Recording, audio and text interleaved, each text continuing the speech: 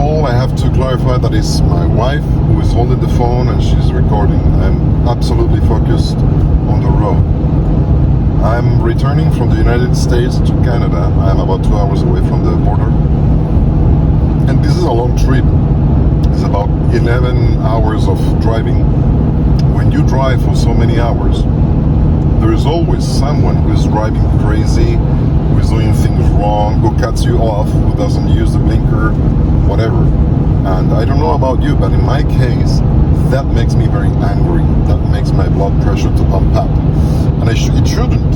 And I have to recognize that my family suffers me on that, but I try to do it less and less. With this smile, I have to say that we used to do that because we are right.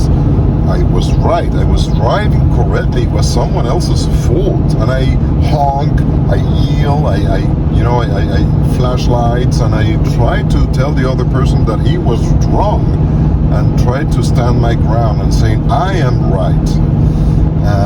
But I have to recognize that this is not the most Christian attitude. Forgiveness is very important. Let me tell you about Paul and Silas. They were in a missionary trip and they were beaten because of the missionary work that they were doing. They did nothing wrong, and the people that beat them, they had no right to do so, because Paul and Silas, they were Roman citizens. So according to the law, they couldn't do that.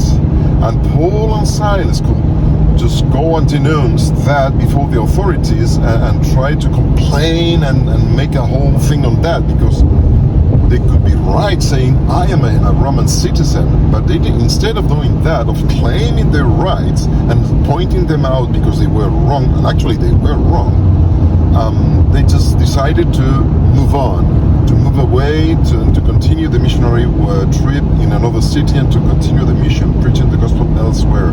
They decided to forgive and forget what just happened. Just think about that. When we stand our ground, when we try to claim our rights, sometimes that blocks us from forgiving other people. And this is something that should make us think, because yes, we have rights sometimes. We have rights, but because of claiming that, we are just erasing the Christian character from our behavior.